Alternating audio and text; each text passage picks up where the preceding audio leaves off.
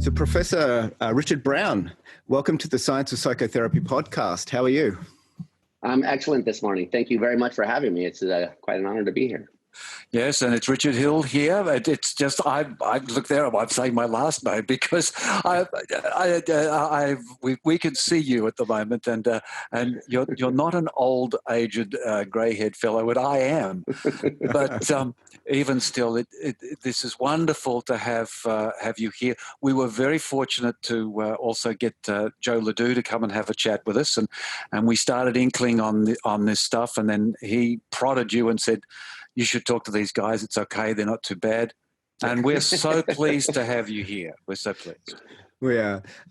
Now, Richard, you're coming from New York. How are things over there at the moment? Well, they're a little bit frightening, but I was never, I don't want to go too far down this rabbit hole, but I was never a big fan of Andrew Cuomo, but I really think he's stepped up in a big way during this crisis. And right. My family have been sheltering in place since early March. We're lucky enough to be able to do that and teaching online, but it's pretty scary out there, and people are worried about making rent and paying bills and having enough fresh food to eat and stuff like that. So it's next couple of weeks are going to be quite tough, I think. But yeah, people are soldiering on, and hopefully we'll make it back to the beaches someday. Yeah. So in your world of academia, everyone's is doing everything online now, I'm assuming. Yeah. Yeah. Mm-hmm. Yeah. Oh, yeah. Yeah. But the situation that's going on, and you're saying people are afraid of this, they're concerned about that, there are direct concerns. It actually segues to exactly what we want to talk about today, which is there are a number of places it's been published, and we'll give some references to that in our show notes. For me, it was a 2017 paper with you and Joe LaDue. Then there have been a couple of others. You've written some just recently, which is sort of a review of things again. But it's this idea of what are emotions, what is the emotion, and I know you focused on what Joe is most well known for, which is fear, and that's just one of them. Although this is something you can generalize around all emotional states. So that's where we're going, and the idea that as Joe LaDue told us in early years, that your amygdala fires up and that creates fear. And then you guys have gone, maybe not. So that actually the emotion is not necessarily that subcortical activity. Okay, there's a bit of without sort of painting a bit of the story, should I unleash you now on, is that enough of a framework for you to yeah, to absolutely. go off on? Okay. I mean, it was interesting because when Joe and I first started working on this, which was probably back in 2015, I think somewhere in that time when he was writing his book, Anxious, which is a great book. And we were talking, we knew each other previously, basically as musicians only, but it's glorious. He's a guitar player, I'm a drummer, so we knew each other.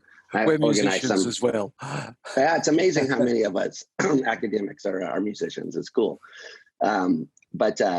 So we just were talking, we noticed that, there were the two parallel conversations going on without much crosstalk. So on the one hand, there's the philosophy and neuroscience of consciousness, which is quickly becoming a subdiscipline of neuroscience. My hope is that it'll eventually somewhat resemble the way attention in the neurosciences is thought of as a serious subdiscipline that you could, do work on and be taken seriously. And at the same time, there's this discussion about the neurological basis of emotion. And the debates in the two camps are eerily similar, but there wasn't a lot of crosstalk. And by eerily similar, what I mean is that you have people arguing over whether you need cortical resources in order for the feeling, without going too technical, the subjective experience or the feeling or whatnot, to be present, or whether it's, lower level stuff like subcortical stuff. And you find that debate within the consciousness community, and you find that debate within the emotions community. And we were just kind of astounded that the words were a little bit different, but the debates were exactly the same. So that's what we started working on here. And of course, one of the things that Joe was more aware of at that time than I was this idea that psychopharmacology has sort of run into a dead end. People are sort of losing their faith that we'll find new effective drugs. And so we thought maybe this is part of the reason. Maybe they're looking at the wrong areas. Maybe they're targeting the areas that are responsible for behaviors without targeting the areas responsible for subjective experience. And so we think there's some evidence for that, and we presented a bunch of it. But that's a theoretical claim, but it tends to make sense of a lot of what we think is going on in the therapeutic worlds. Yeah, I mean, it's so interesting, this idea that that there can be subcortical, sort of brain-based sensorial input, bottom-up processing that produces a sense of emotional state, but that's not all there is to it. And I think this is the key. So I wonder if. And I do my best to try and understand it clearly and write about it and explain it. So it's really good having you, so I could see how you go. How do you go at it? You know what you're talking about. But what you create is in the discussion is that the subcortical stuff going on in the amygdala, particularly as we're talking about fear in the amygdala, is a contributor. But there are two levels of the way in which our system gets a realization. One is a non-conscious sense of state, some kind of non-conscious state, but that is not a conscious. So that's not a self-reflective or that sort of that subjective state. And that subjective state is created with a second with a second sort of relationship. And you lovely, in the short things, there's a whore and there's a horror. And I'm not quite sure exactly whether I'm pronouncing it right, but it's an HOR and an HOROR. Again, have I given you enough to now unleash your conversation? Of course, yeah. I mean, philosophers don't need much to get us off on a tear, so that's more than enough. But I mean, the basic idea. So this is related to what in philosophy is called higher order theories of consciousness, as opposed to what are known as first order theories of consciousness. And the debate there is really over what kinds of representations or internal states required for the felt part of consciousness. So on the first order camp, their idea is all you need to have are states that represent the environment in the right way, or that carry information about the environment. Whereas the higher order camp has always argued that you need an extra level of awareness of what's going on at the first level. So you not only need to have the information about the world, but you need to have some sort of information that you have that information in order to experience it. So that's the impetus for the horror part. It stands for higher order representation of a representation. It's related to the higher order thought theory, which is, I don't know if you guys really want to delve into all these acronyms or whatnot, but there are many varieties of the higher order theory. So we came up with that as a label for our distinctive approach. But the basic idea of all of these camps that are in this higher order area is that you have processes in the brain which control behavior, and those things are not necessarily conscious. And we take as evidence for this, for example, in the case of fear, there's a very famous case of the woman who had bilateral amygdala lesions. And yet, for a long time, people thought she didn't experience fear. She was heralded as, the woman with no fear and so forth and so on. And then they found out that, in fact, under certain conditions, she could experience fear. I think I forget the details, but I think she had fear of suffocation or something like that. So it wasn't, there's a video of her where she says very, very revealingly, I think, she says, well, I didn't know anything was wrong with my fear response. For me, it felt like fear. What are you talking about? That didn't realize it was abnormal. And it's those kinds of clues which make us, that led credibility to the idea that the subcortical areas aren't producing the subjective aspect of the emotions. And there's a lot of other stuff too, like you can activate that without having a fear response, as in subliminal cases, where you present like a threatening stimuli, like a face or something like that, without the person being aware that they saw it. And yet you can detect that the amygdala responds. And the behavioral profile also reflects that the amygdala responds. The heart rate increases, galvanic skin response increases, and yet the person said they didn't feel anything. So it's those sorts of things which lend credence to the idea that maybe there is this split level, and there's some other technical things which we could talk about as well. But that's the main idea, is that in the brain, it looks like in the human brain and the animal brain in general, it looks like there are two systems, or at least it's plausible to suggest that there are two systems. One, which is dealing with behavioral responses, and the other, which is sort of interpreting those responses and contributing to the subjective aspects, the feeling of it. Yeah, and this was an important part of it, is that so you have this first level response, which is a very sensorial, bottom up, subcortical, things are firing up, and again we're working. Let's keep it to fear. So you got the amygdala firing up, but it's a system.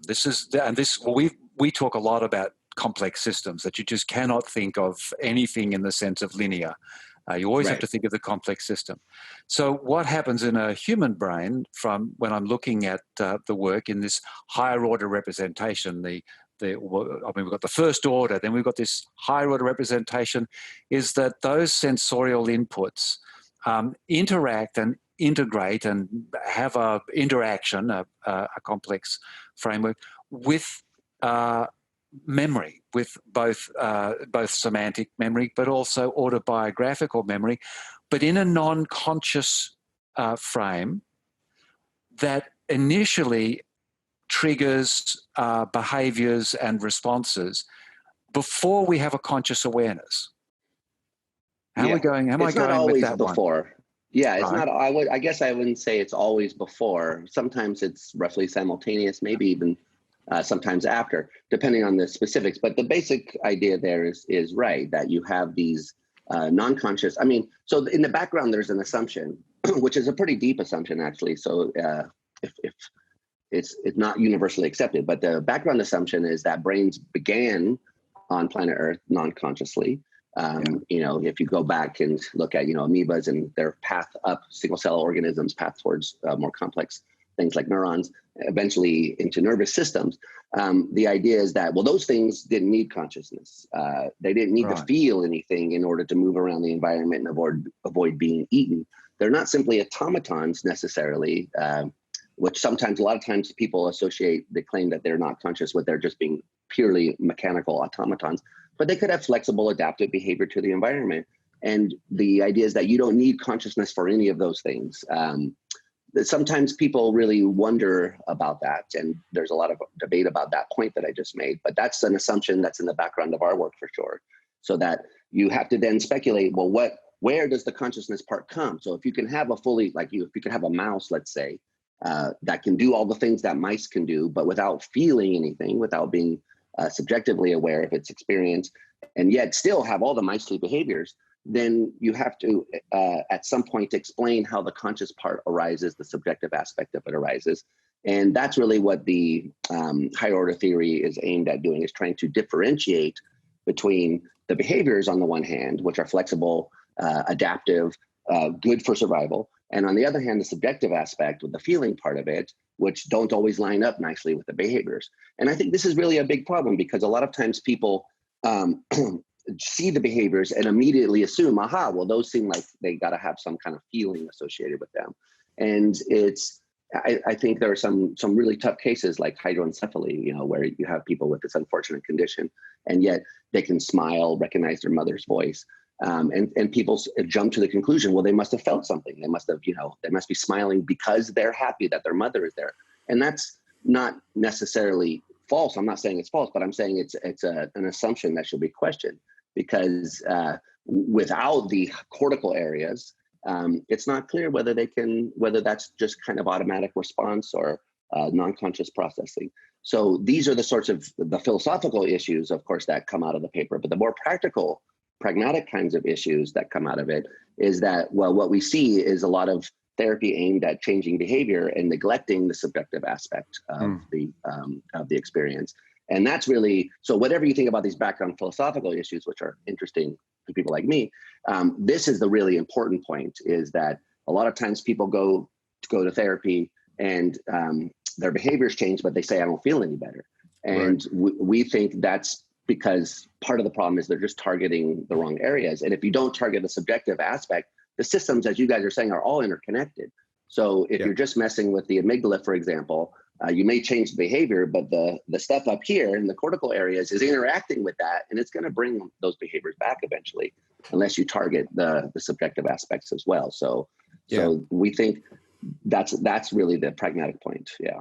Yeah. So if I could just clarify, if we're looking at the higher order representation of maybe a first order representation, it's that higher order interpretation of maybe lower cortical, things that are happening. If that's the target, then we can reinterpret some of the lower order representations. Am I sort of on the right track there?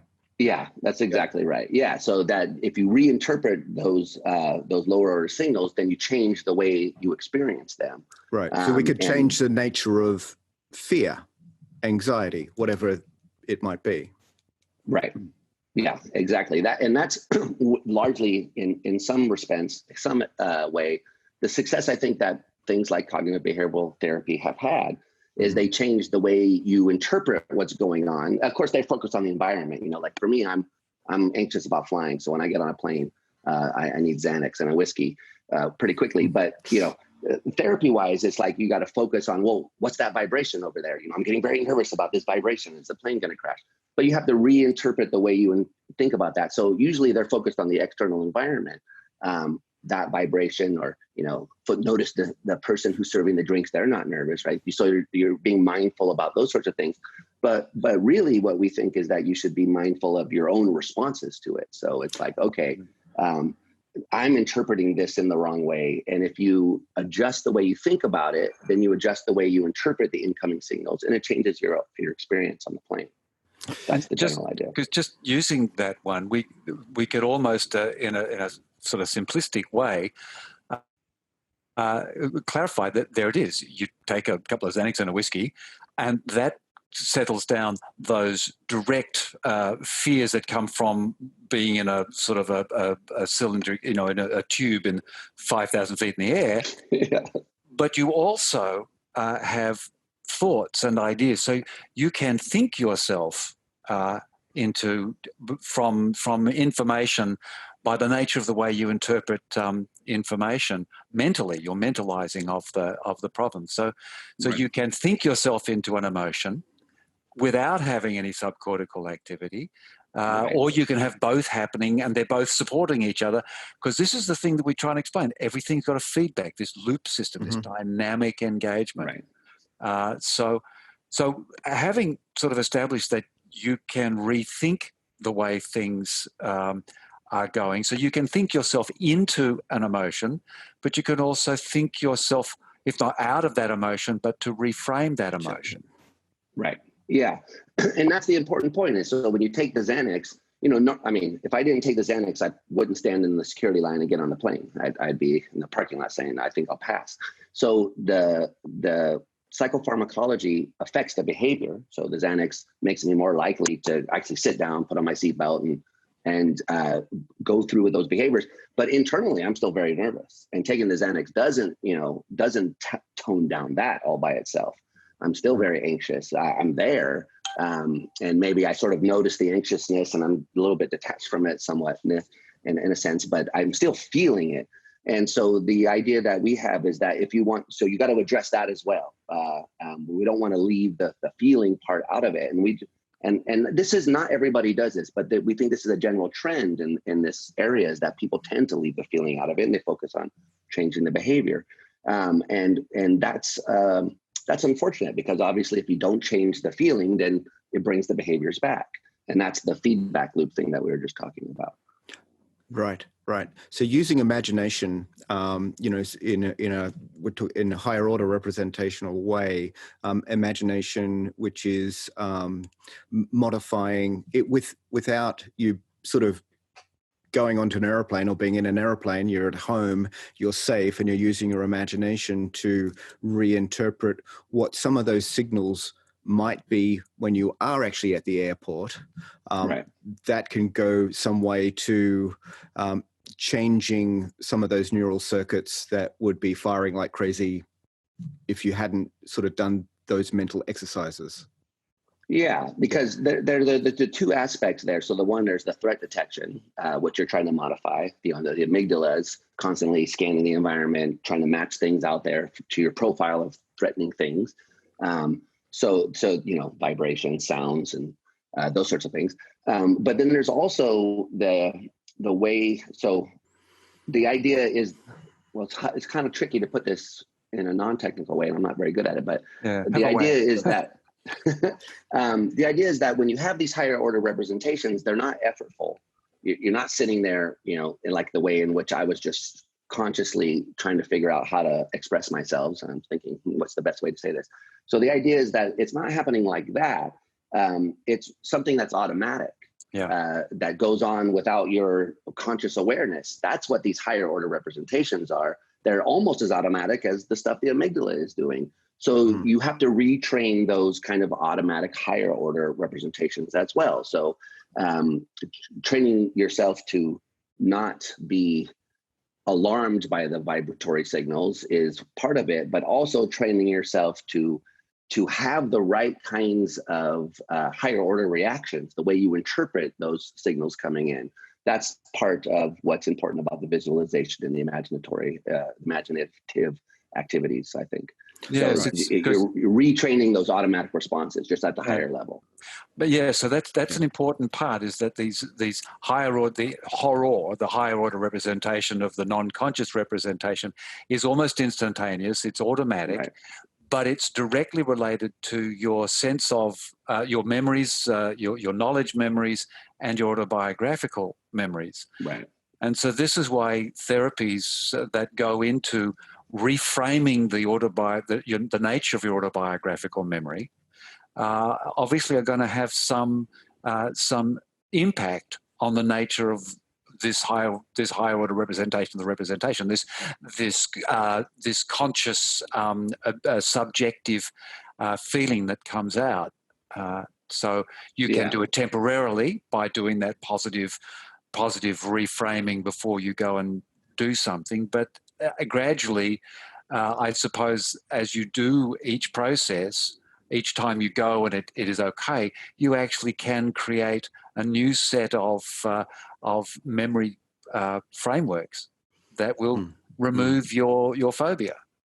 Right. Well, for the people who aren't seeing this, I'm nodding vigorously to what you're saying, Richard. So yeah, that's exactly right. I mean, it may not remove the phobia completely, and that's that's a difficult topic, but it certainly is going to change the way you experience it. Yes, that's better. That's better terminology. Yeah.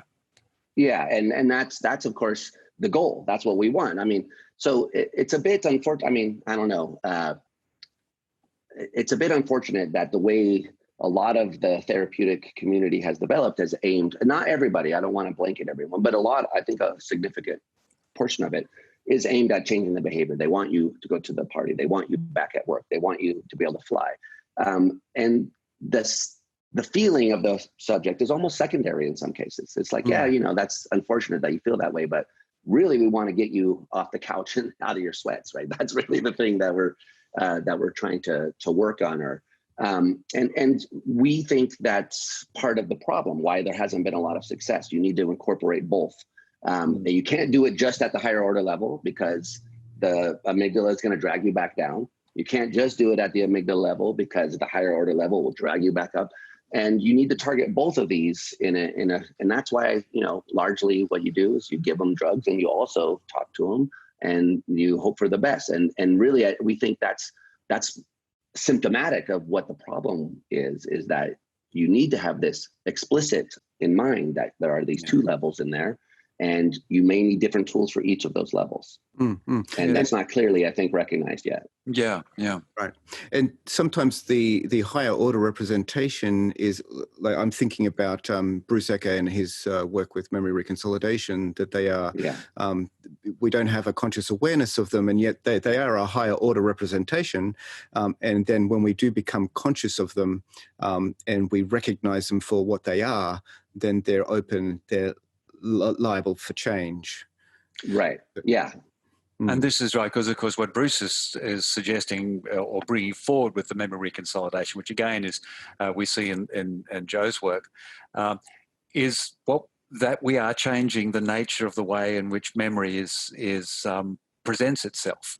So the associations and relationships. So it's exactly that whereas doing these, some of the CBT, I think CBT doesn't quite know what it's doing, but in the just the extinguishing process, that what you do is okay, you get a better memory or a better process, but you still got the old one which can be triggered inappropriate and with the suitable sort of traumatic stimulus. Whereas with memory reconsolidation, there actually is a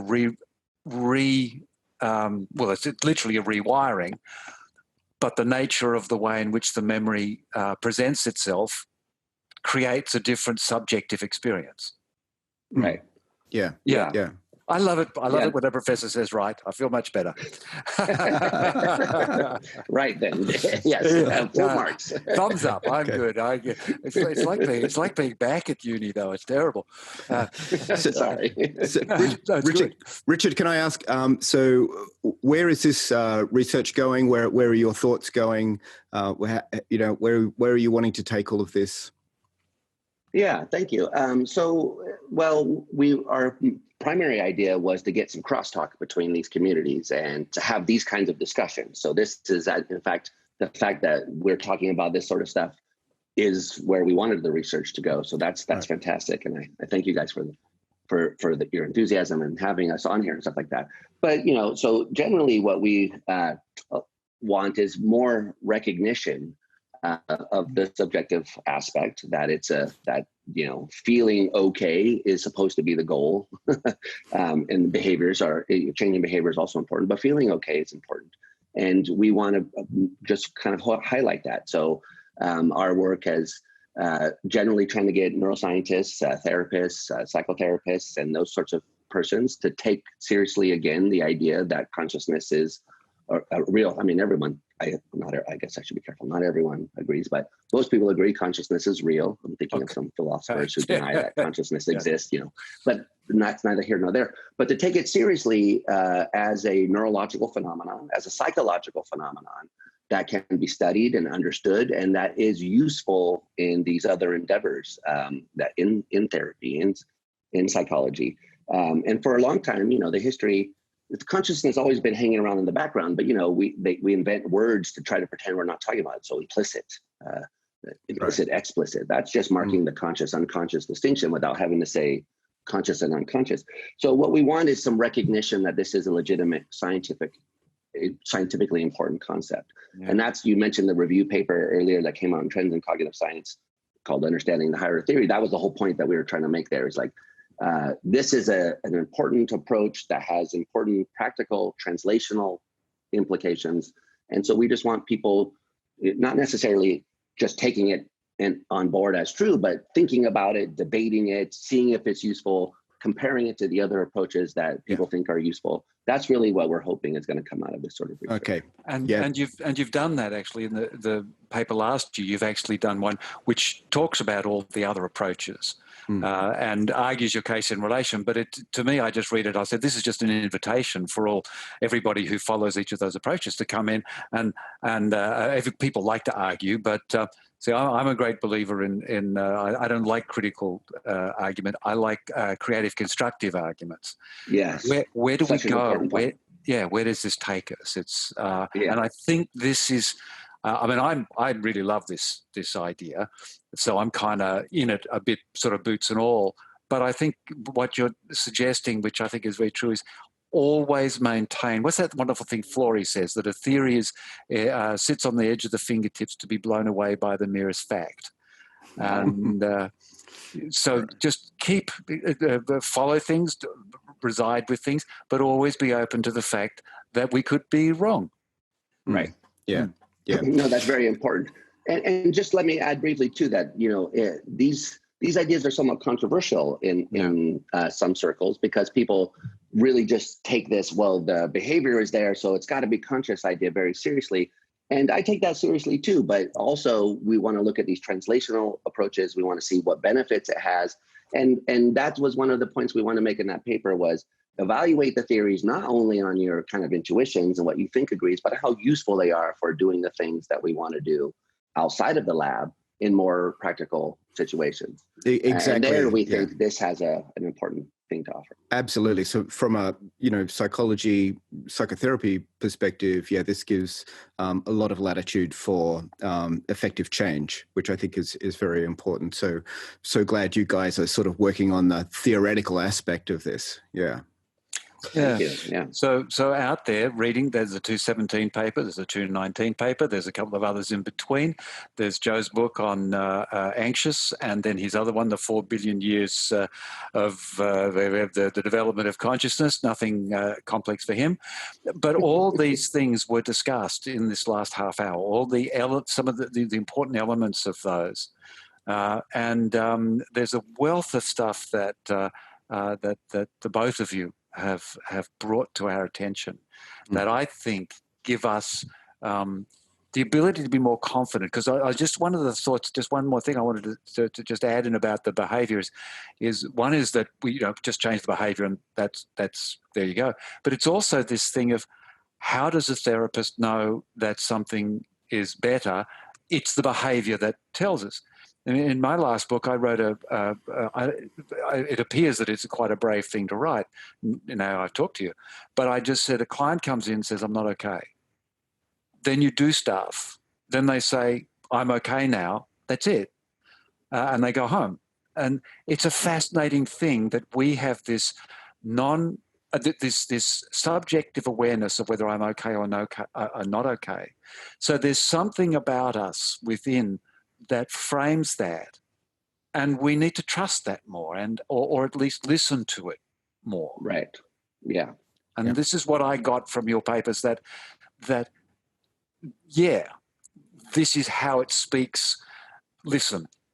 I enjoy that. Okay. I couldn't agree more. Before we wrap it up, is there anything you'd like to leave our listeners with?